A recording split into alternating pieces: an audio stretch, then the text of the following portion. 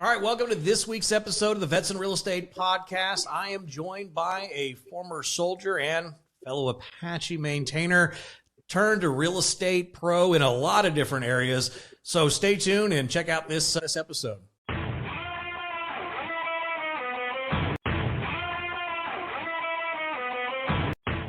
All right, well, Jeffrey, thank you so much for joining us this week and willing to share your story and your experiences during both the military and your post-military career.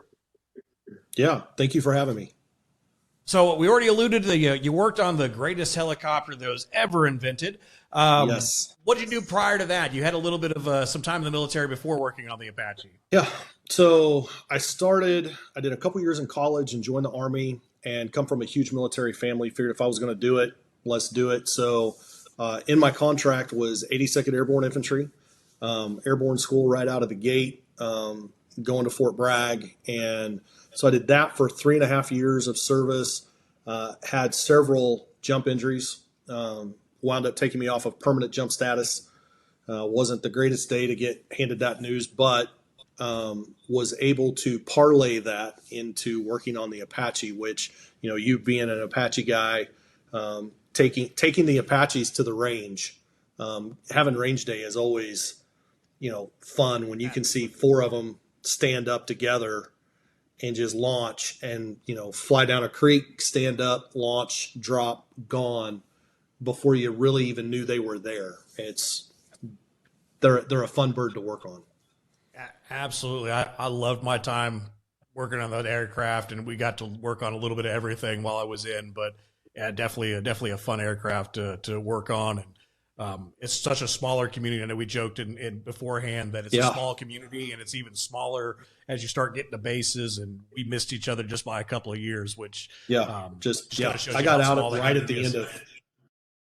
Yeah, I got out right at the end of 2001. I think you got there right after. I came in about 2003. Yeah, so right at the same time period. Yep. So yeah, who knows? Maybe if I'd have got in earlier, you'd have stayed a little longer. We could have met each other another way, right? Yep. But we're here. You got out of the service and you went directly into real estate. Is that what happened? The real estate industry. So I have a construction background. I grew up on a farm, but have a construction background and a sales background. So I worked for the largest exterior remodeler in Dallas-Fort Worth. Was working there, and to get hired on there in their sales department was one extreme. You do 30 days of sales training, and then at the end you have to give the sales pitch in front of the owner of the company, the VP of sales, and then the sales manager that was really the only person I worked for. And the sales pitch is a little over an hour and a half verbatim without doing the back and forth conversation. And you can miss one word. And if you miss more than one word, you're out. You get recycled if you want to recycle for another 30 days of sales training. And so they start with about 50 people that want to join them in their sales department. They usually wind up with 1 or 2 at the end of the 30 days. And so made that happen. Getting out as an E4, transitioning to actually making real money was a big eye opener, but then got recruited by accident into lending. Was doing a VA refi and I couldn't. I was so busy with work. The bank was like, hey, we'll send somebody to your house. Do you want nights or weekends? We'll accommodate you. And by luck, got the loan officer that was supposed to come out to my house was sick. So the branch manager came out and did my loan for me. And they were just talking to me and what do you do? Just kind of chit chat stuff. And they figured out what I did and they're like, how hard is that? And I'm like, I kind of explained the sales process and the 30-day deal. And they're like, would you like to come be a loan officer? And I'm like, never thought about it. No. And they're like, well, would you want to take an aptitude test to see if you'd even be good at it? I'm like, what does it pay? Right? Like, because at that point, just getting out of the military, what does it pay? Is it better than what I have? And they told me what it could pay. And I'm like, okay, that's right on par with what I'm doing now. What are the hours? I loved it. Went and did the test and the rest is history. I spent almost 10 years as a loan officer, specializing in several loans, the VA being my biggest specialty. The first bank I worked at, that's the only loan we wrote, was VA loans. We did no other loans. So I learned the VA loan real quick, real fast, and in a really in-depth way. that was able to parlay me into a lot of other opportunities in life, not just with the lending world, but having that background, doing what I do today in the real estate world, it has helped me a ton. So, yeah, about 10 years of lending experience total. I've been on this side of the table now for 10 years. And then, like I said, having a background in construction, I've been in the real estate industry now for 20, going on 25 years. Okay. So what was it? I mean, just doing VA loans had to be interesting, and then transitioning other loan types, I'm sure over time.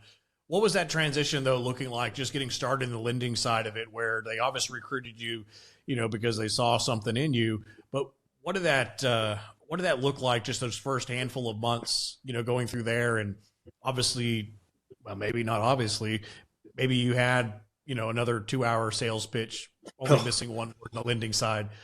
Yeah, no, the transition was actually even more extreme than doing the sales pitch with the other company. And the reason was because, as a veteran, only writing VA loans, being new to that industry as a whole, knowing that I'm serving brothers and sisters, for me, it was scarier, more intense, because I'm not just dealing with, somebody's money. I'm dealing with a brother's money, a sister's money, I'm dealing with family's money, and making sure that I'm doing the right thing by them, making sure that I'm running the right, numbers to say, hey, yes, you can save money if you do this. No, you can't save money if you do that.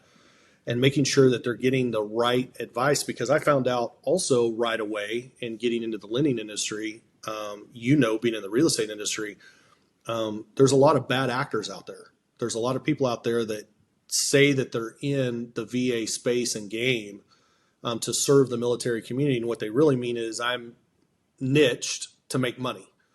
And,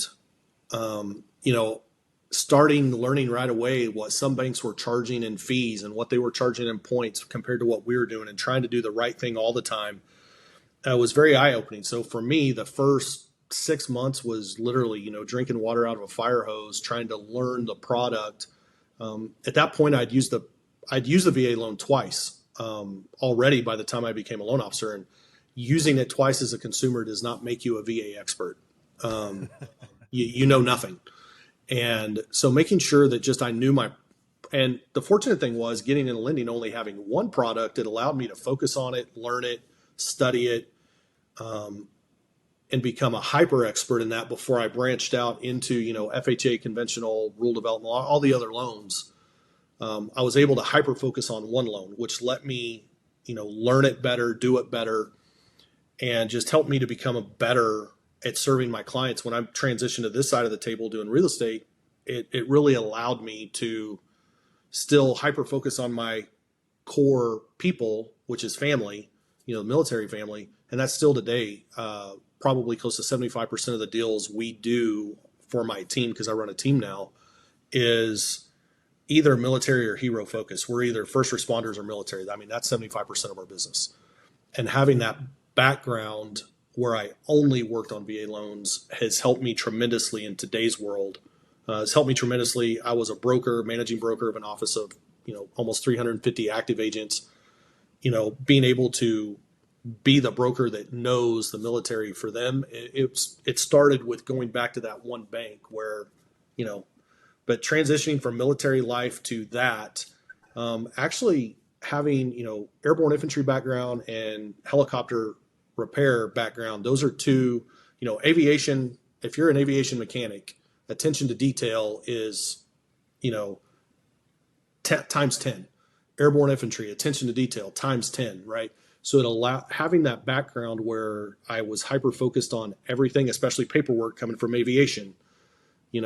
Paperwork is huge. A bird goes down, I know it. They're not just investigating the last person that touched the bird. They're going back, in some cases, decades. In the maintenance logs. And so learning paperwork, and that's one big thing too, in our world today, serving in the real estate world, words that are on paper matter. They can be the difference between a deal working, a deal not working. It can be the difference between a military brother and sister getting the home of their dreams versus becoming bankrupt because someone didn't do the paperwork right, or they didn't look at the right things, or they didn't submit the right paperwork along the way. They didn't read the right paperwork along the way. They didn't read the disclosures. So to me, the transition, having that background helped tremendously. And I'll say anybody that's out there that's current, if you're thinking about, as you're getting out, processing out of the military, if you're thinking about the world of real estate, most military careers, attention to detail is highly important. Carrying that skill set into the civilian world, into the world of real estate, whether it's lending, whether it's commercial, whether it's residential, whether it's becoming an appraiser, whether it's becoming a home inspector, like there's so many different avenues you can go in the world of real estate, but attention to detail, that will carry you so much further just because you had that experience in the military. Yeah, no, I could only echo that, especially I know, being in aviation, literally you'd get write-ups, rewrite it, it's not right, it's not right. And I remember getting just pissed at those technical inspectors who are jumping in and making you change it and all that kind of stuff, and you're just so frustrated. And now I catch myself now on the other side in this career doing the same thing to my agents. Look, the way you worded this could be construed this way. Here's the legal impacts of what could happen. Here's where you could have set your client up for failure because of the way you've worded this or that. So absolutely. I think that's one of the things that gets missed so often is that attention to detail, especially when it comes to paperwork. And we all hate doing paperwork, but I mean, it not done right, you could absolutely set yourself up or set your clients up at worst for failure. Yes. Now you started in lending and then moved into brokerage. Why make the switch? So I was in lending. I left lending for a few years to launch a full service interior design firm and a full service kitchen and bath design firm with my wife. She's the interior designer, interior architect, construction background. So I worked in the field. So we did residential new construction. We did that for several years, and then a little thing, 2008, 2009 came along and messed up residential new construction for us. So we transitioned a little bit to commercial and a little bit to remodel. And again, most people weren't spending money. The bubble popped. We didn't know how long it was going to take to come back. And so I transitioned back into lending because that's what I knew. That's what I had left. So went back to lending, did lending for several more years. And really the jump from lending to residential sales happened the year my daughter was born. She was born that summer. We just had some medical complications with my wife, with my daughter, and my branch manager was phenomenal. I was still originating loans from the hospital because I had my laptop with me, and I was doing everything that needed to be done. But the national side of our bank took a turn, and they wanted new agreements to be signed, and those agreements had just some policies in them that I didn't like. And I was doing VA and new construction at the time. And, with new construction, they could say, hey, we're going to close May 1st and you may close April 15th. You could say, hey, we're closing May 1st and you may close July 1st. It's a target date is all it is. And that target date is ever moving in the world of construction. And so I really saw it as an opportunity where I wanted to be able to be home with my wife because of just medical stuff. And I wanted to be home to help take care of the new baby because we did have a younger child as well at home. And so really what I saw was the opportunity to take complete control of my calendar because at the bank, they really want you there 9 to 5, but then you also got to go to all the real estate based events, which means you're supposed to be out, schmoozing, whining and dining realtors to get their business, in the evenings and taking them to breakfast and coffee and seeing them on the weekends and going to open house tours and all the fun stuff. So I'm still working, 60, 70, 80 hours a week. And I saw the opportunity as a real estate agent to be a true 1099 contract employee to where I could then control, no, I don't want to do this today. I can do it another day, or, hey, I can do my paperwork at 2 a.m. so I can spend all day with my wife. And so for me, it was taking control of my calendar and still being able to provide for my family at the same, rate that I was as a high producing loan officer. And so we jumped to that. That's why we made the jump. And it's honestly, I got to live through Frank Dodd as a loan officer, and that was so much fun. And even that, if you were to ask me, Jeff, would you ever go back to lending today? My lending partners that I have are amazing. I don't know how they do it. You could not pay me to go back and be a loan officer in today's world of regulations. And I thought getting through Frank Dodd was, something to overcome. And when you look at what they have to, the hoops they jump through today, like I would never go back. And that's interesting. Is it just the regulations and the change, or what is it yeah. that? Well, just a lot of regulations have changed, and the way there's so much more cyclical involved in the lending side. So like when a lot of purchase business is going on, usually refis are down, and then usually if purchases are down, refis are up. Well, we've hit since 2008, we've had a couple of cycles where neither were true. Purchases were down, refis didn't go up, and we're kind of coming out of one of those cycles. And if you go look at the numbers of loan officers that didn't renew their licenses last year, it's an unheard of number. When you look at the percentages of loan officers that we lost just 2024 to 2025, it's crazy. When you look at how many processors aren't working in the industry, it's hugely cyclical, and it's all based on our side of the table. Residential sales, good, bad. But if residential sales are down and rates are high, you're not doing refis, especially coming out of a 2-3% market to a 6-7% market. Nobody's really refinancing unless a life event happened. We lose a spouse or we get a divorce. That's about the only time we're doing some kind of refi. And usually we're trying to assume the old rate anyway. We're not trying to refi to today's rates. We're trying to assume the old rate. And Sure. so,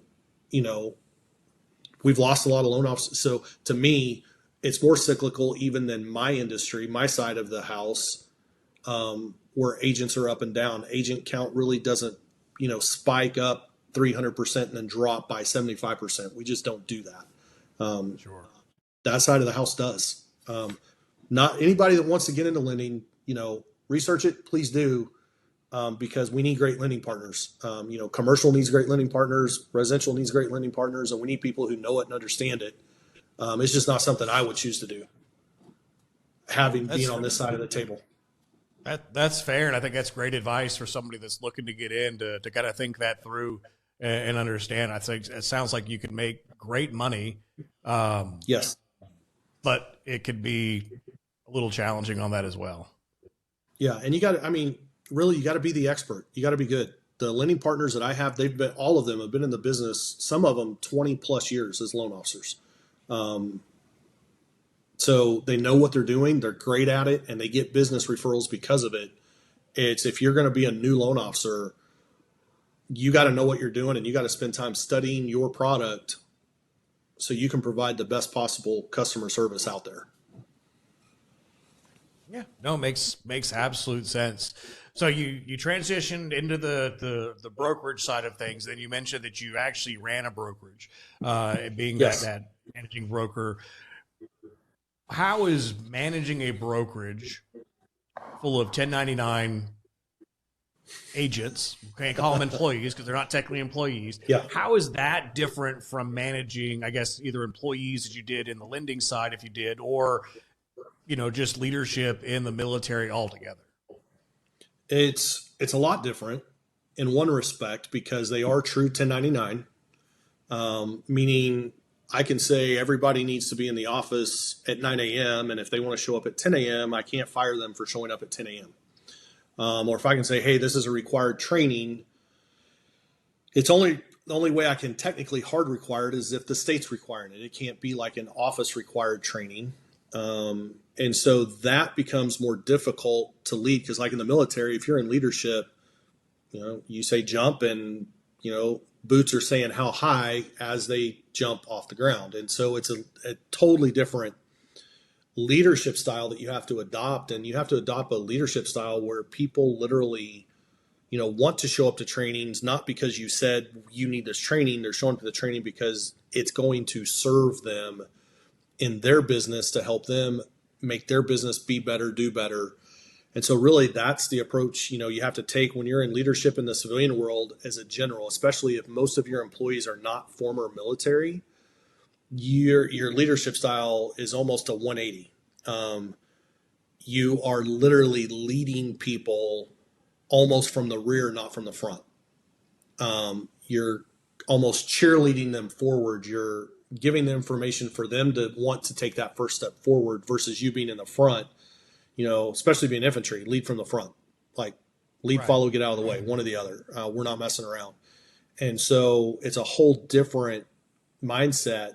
But I will say that in that world, when I was a managing broker, the agents who did the best, like the rock star agents, they may not be at every training because they don't need every training at this point. But the trainings that were important, they were at. The events that are important for their business, they're actually there. They're engaging. They're not just showing up. They're the ones taking notes, 90 miles an hour.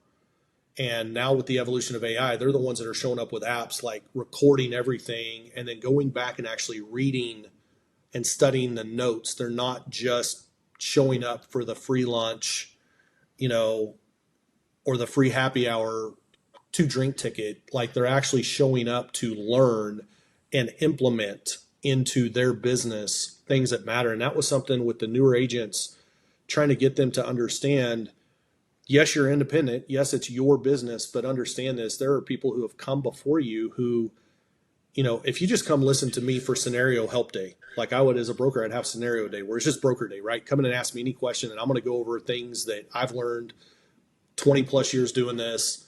Don't fall in the same potholes I found in the road. Like learn how to avoid them, because I'll tell you where they're at. Because I will tell you that in the world of real estate, some of the most humbling tuition you will ever pay is a self mistake. And trying to teach them that and lead them through that, sometimes it was harder to lead the newer agents because, well, I just finished school, I know everything. No, you learned how to pass the test. That's what school taught you. School taught you how to pass the licensing test. I've been doing this for 25 years with multiple facets in my background, coming from construction, having a lending background, doing this side now for 10 years and doing it at a, local, regional, and national level. I learn something at least once a week. Something new pops up and I'm like, what just happened there? And how did we even get here? Okay, how did we get here? And then I have to backtrack and learn something. I mean, I'm always learning new stuff, and, products change. Banks come out with new loan products that I'm always studying, learning about to make sure that I have the right product for my buyers. Because I don't just use one bank. I use multiple banks because multiple banks have multiple products. And so, but teaching the newbies, the newer agents, that they need to plug into training hardcore and not, oh, I don't have an appointment to meet with a buyer or seller today. That doesn't mean it's, oh, go shop your groceries all day or go to the mall. No, it's, you need to be in the office learning something from somebody who's done it longer than you. Come to a mastermind, come to a panel, come to a class. So for anybody who's wanting to get in the world of real estate, you can literally, there will be people at your brokerage. Doesn't matter what brokerage you're at, honestly, in the grand scheme of things. It does locally, maybe hyper locally if you're from a really small town. But honestly, plug in with those that have gone before you and learn from them. Pay attention to masterminds, pay attention to podcasts, look, learn, listen. Because you'll be in this game. I've got a broker that I call all the time. Been doing this he's getting ready to go into his 80th year on this planet. And that man has been doing real estate since he was in his 20s. He is an encyclopedia of knowledge. I call him multiple times a year. I will call and have an hour conversation with that man just to download stuff from him. It's, you will never be an expert that can't learn. Oh, that's great advice. And I even say, even with our agents, as we're teaching and training them, we push often that being in the office is great for your career, because you're going to learn by overhearing the conversations, the water cooler talk. You're going to see who's doing what. You're going to hear so much that's going on that even if you're not doing the deals, you're going to learn from it. And I can know from managing a shop as well, is that there's some days where like, man, I got a referral. You know what?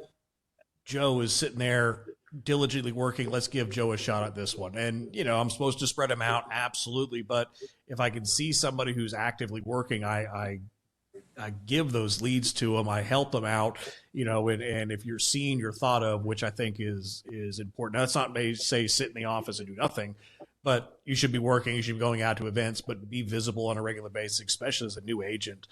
With those new agents, though, have you seen things that just from the get-go, when you recruit somebody into the brokerage, they're going to be successful from day one versus you recruit somebody and you think they may or may not make it? It's you'll always, for new people that come in and interview with the brokerage, like, hey, we're in school, we want to get our license, we're interviewing several brokerages. You'll find out right away people that ask lots of questions and take notes.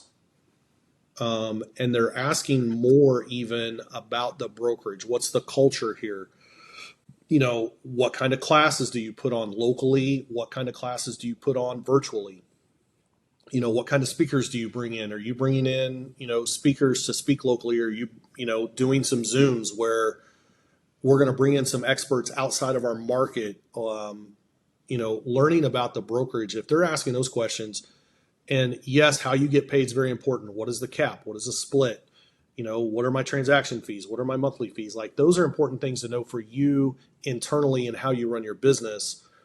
But learning about how you're going to learn, the ones who ask those questions, do the top producers come in and teach classes, or are they just out there making money? Within every every brokerage is different. I'm going to tell you, and by every brokerage, I mean every office. I have a deep Keller Williams background. I'm not there anymore. I'm at Real, but every KW office is ran differently because it's a different owner. When you talk all the franchises, Remax, Coldwell, all those that are franchise businesses, each brokerage office has a different owner, different team leader, different managing broker, different leadership group. So every office is literally ran differently. Every brokerage is different. So ask the questions, but find out about the culture, find out about the training, because every major brokerage out there has so much training online that you can get lost in it. What's going on at the local level? How are they implementing, utilizing that? And to me, the ones that ask those questions, how am I going to get trained? How am I going to learn? How am I going to do better, be better? Those were the agents that always were competing for Rookie of the Year. Those were the agents that stood out and, 5 years later are still agents. Though agents that just come in and how much am I going to get paid and how much do I have to pay you, the broker? If that's all they cared about in their interview, those are the ones that 2 years later, they may still be in real estate, but in 2 years, they're at broker number 8. That's all they're doing is hopping to the next big deal. They're looking for the shiny penny, and the shiny penny has nothing to do with their business.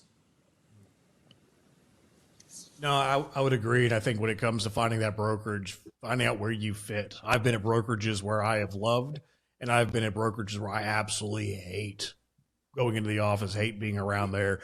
And, that culture comes into play so much with finding the people you want to be around and finding that tribe that you want to come into. So I appreciate what you're saying, where willingness to learn and making sure they fit in, it's so much more about fitting in. Successful people are going to be successful anywhere. They've given the right training, the right culture, the right way to incubate. It's just going to make them that much more successful. And I can certainly see what you're saying.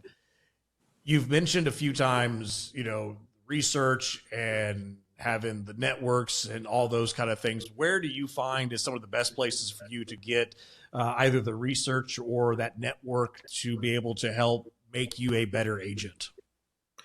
So a lot of times we are, I would say, besides going to your national brokerage events, every major brokerage has national events. Going there and networking, learning from, first of all, who are the rock stars in your brand, finding out who they are, following them on social, listening to them. How do they do what they do? Finding out if they have a mastermind that they're a part of. Those to me are the best nuggets you can pick up, especially from your own brand. If they're, If you're at Real, find the rock stars at Real. If you're at EXP, find the rock stars at EXP. Follow them, like them, because if they're doing it at a super high level, learn from them. Because all of us do, they're our own businesses. I know so many agents that are so good at the military niche nationwide, but all of us run our businesses just a little bit differently. I can learn from people. People learn from me. And so also finding out your niche, I'm going to say be a generalist, be a jack of all trades, but be a master at one or two. Really learn the craft of a niche. And the reason is because, like me, I obviously niche in military. I'm serving my family, and having that niche lending background in it just helps me serve that niche better. All of the roles that I've had regionally and nationally have to do with the military, VA, and being able to network then with some of the best military agents around the country, regardless of brokerage, allows me just to hone my skills better, right? Steel sharpens steel. And it helps when you're in with the best of what you want to do. It doesn't mean that I don't know how to do land. I know how to do land. I know how to do manufactured housing, because over 25 years, I've expanded my knowledge base. And that's something always too, always be learning. The ABCs of real estate, always be learning something new. Because you never know when it's going to help you or get business just because you happen to know that little bit. But pick a niche or two and dive in deep with the experts in that niche. Also, for every niche you can come up with on the real estate sales side, there's going to be a lender in your marketplace that is the niche lender for that one product. Go meet them, pick their brains. Being a lender, I was a rural development and a manufactured housing expert here in Kansas. I had people, once it got out there that I did manufactured housing, I did not want that secret to get out, because those aren't big loans. As a loan officer, you don't want, $30,000, $40,000, $50,000 loans.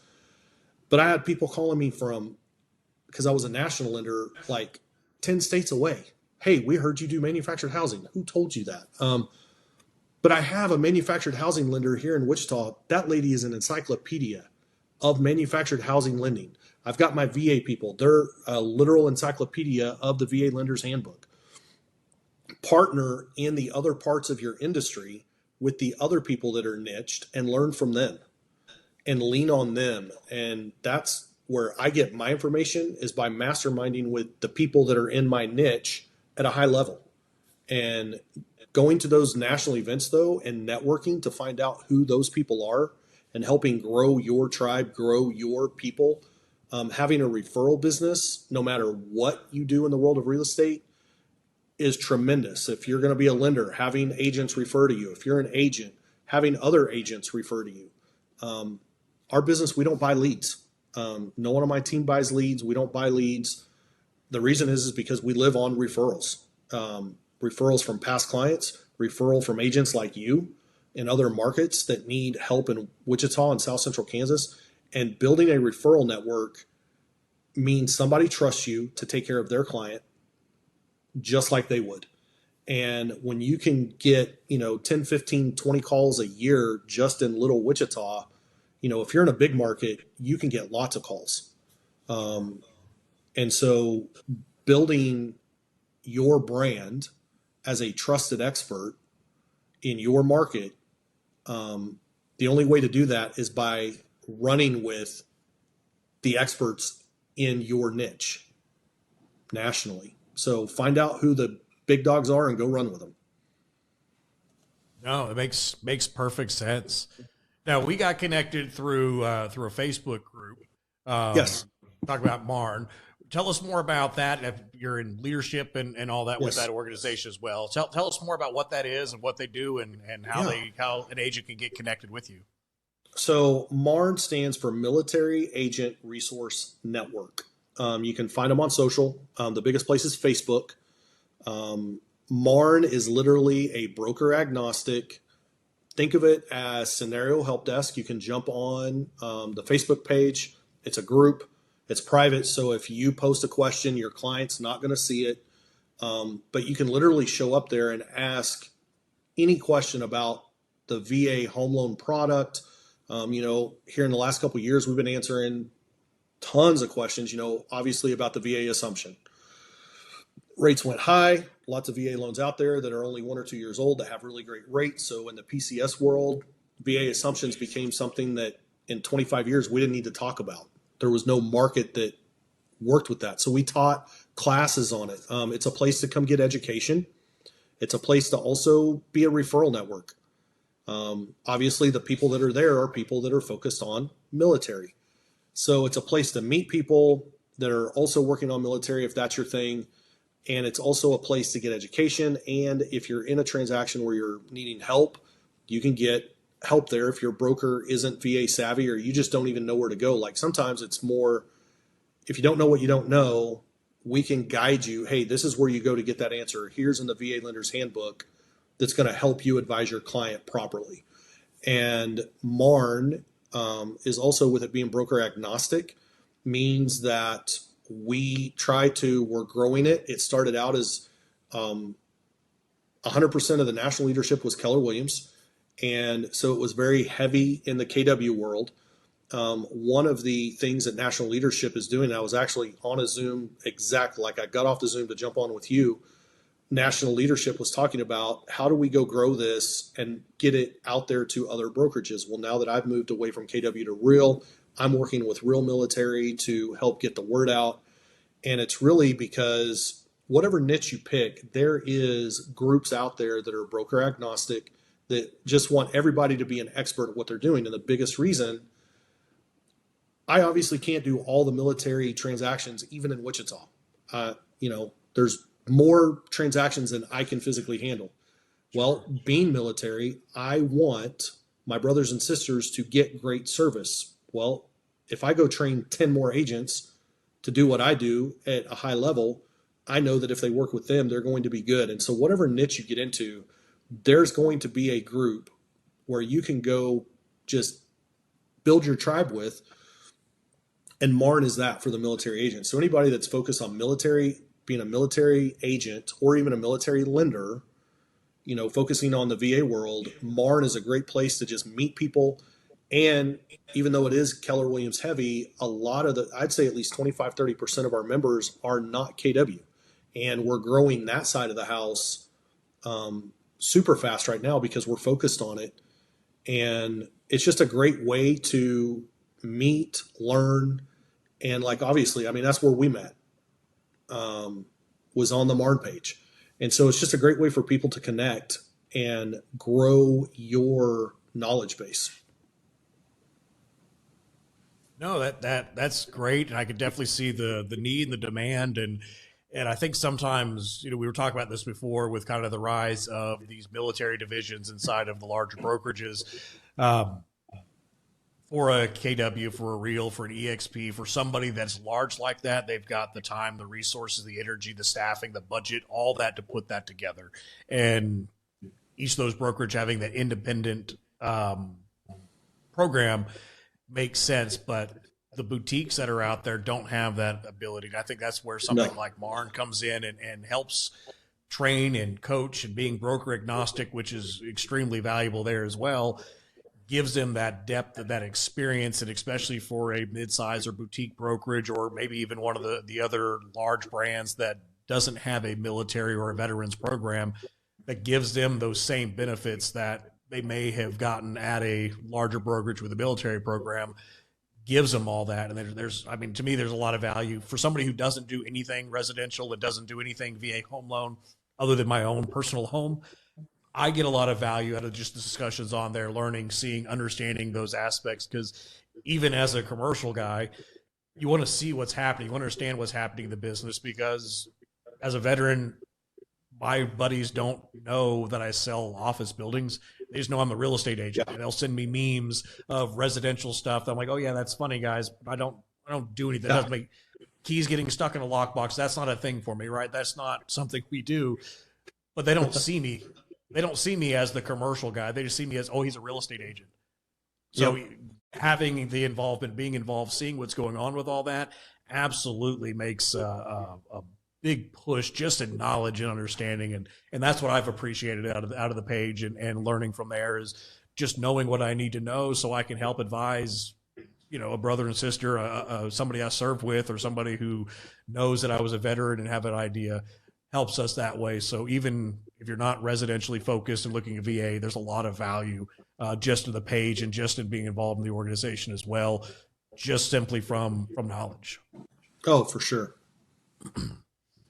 So if you were to sit back and look at yourself, 20, 25 years later, knowing that you're going to get into real estate, knowing what you know now, what would you tell specialist you as you're starting to transition out of the military? What would you have done differently, or what lesson do you wish you didn't learn nearly as hardly as you had learned? Yeah. So honestly, if I could go back to E4 me, going through my med board, not knowing what my future looked like, and knowing that I would wind up where I'm at today, the first thing I would tell me is invest in real estate sooner. I would have probably transitioned from lending to real estate sales sooner. And that's personal preference of which side of the table I'm on. I loved being that side of the table. The guy that shows up to the table and I'm the reason the money's there, because a lot goes on in the background to make that happen. I just like this side of it more because I'm actually involved with my client tenfold more. But invest in real estate sooner. Buy that first rental, buy that first flip. If I would have done that starting when I first got out, my portfolio would probably be 5-6x of what it is today. And with no less risk than what I have today, or no more risk. I would be at the same risk place in life, but that many more properties. And honestly, looking back, probably saying jump into learning from others, because when I showed up to the world of real estate, having a lending background and being very successful at that, I already knew the contracts, I knew the paperwork, I knew the process, and I didn't plug into people who were 10, 15 years ahead of me sooner. Now, I did about year 5, and that's when I got my broker's license and started working towards, leadership in my local brokerage, and eventually became the managing broker. But if I would have plugged in even 5 years sooner in my career, I would be 5 years ahead of where I am today. And so honestly, don't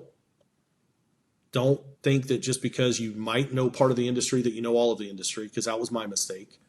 Plug in with people, because honestly, guys like, Will and myself, you will always find people in the industry that are willing to share what we've done, how we've done it, where we screwed up, and even help with scenarios. I get 3 to 5 calls a week.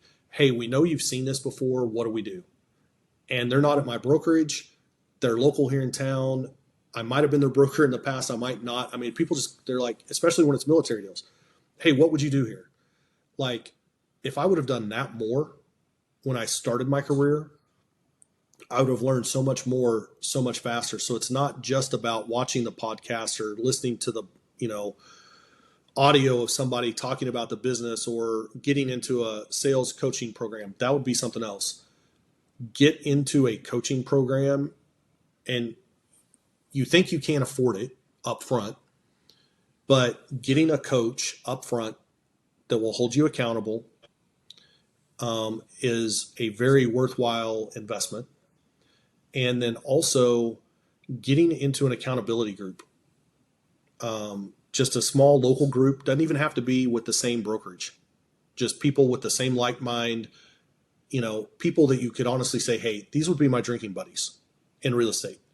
They could be anywhere at any location, doesn't matter, but getting together for accountability. Hey, Jeff, you said you were going to reach out, to 20 people this week. Did you? No. And not just no, why not? What happened? What went wrong? Where did you miss? And having people hold you accountable, a coach, a group, whatever, is so important, because as a 1099 true self-employed person, especially if you're transitioning out of the military into real estate, when you can go from first sergeant or, your platoon sergeant or somebody that's in charge of you telling you what to do, when to do, how to do, why to do, to nobody can tell me what to do. Sometimes you go off the deep end a little bit and you literally, oh, I can wake up at 10 in the morning. I can sip coffee. I can go to a lunch with somebody that has nothing to do with business. Oh, I might make a few calls this afternoon. Like, you can slide into that real quick, and I've seen people do it. Or you can go the other direction and you can actually plug in, be accountable, have an accountability group, have a coach, and also don't be scared to join a team just because they're going to take a certain percentage of your check. Find the right team. The people that I saw go solo up front because I'm not going to pay them that much of my paycheck, they almost had a scarcity mindset. Finding the right team that can teach you, coach you, grow you into the agent you can become doesn't mean you have to stay with them forever. You can go solo, or you can even go start your own team at a later date, but find the right team that's the right fit. It's just as important as finding the right brokerage that's the right fit, because it's more of a culture thing. But find that team that will pour into you, and you will become, it's like pouring gasoline on the fire. You just become better faster. So don't be scared of joining a team, but find the right team. No, those are all absolutely great pieces of advice. And I can even say, from my career, the moment that I started finding myself as the dumbest person in the room is the opportunity when I grew the fastest, and finding those individuals where I may have some expertise, but they have different expertise. Absolutely found myself growing the best, where even in the commercial world, I do landlord rep. That's me. I've got a colleague who does amazing stuff on the tenant rep side. There's times I don't understand her world, and sometimes she doesn't understand mine. And it's a question, why in the hell would this landlord not do this? Oh, it's because you're phrasing it this way. Oh, that's all I got to do is change the word? Yeah, then they're going to get it. Or even a faculty for CCIM. And when I go to those faculty meetings for CCIM, I'm afraid they're going to kick me out and realize I'm a fraud, because those are some of the smartest people I have ever been around in my career that understand these things. And all I'm doing is getting better, even by osmosis, just being there. So what you say absolutely resonates. Finding yourself out there with the people that absolutely know what they're doing, that are further along in that journey than you are. You may bring things to it. And even in that CCIM cohort, it's funny where they're brilliant on all these other things, but when it comes to things like technology, I actually have a leg up on some of that. So maybe I do belong, but you're able to do things a little bit differently and teach and learn differently as well. So valuable advice that you're given. Jeffrey, I appreciate your time. I appreciate your service. You're willing to sit down with us. We do get questions from time to time, so I hope that you're more than willing to jump in and answer those questions. We'll definitely make sure we plug in Marn and the Facebook group in there as well, and give them a shout out and your involvement in that as well. But again, thank you so much for your time. And yes, sir. Hope to have you back around again. Yeah, anytime. Thank you so much.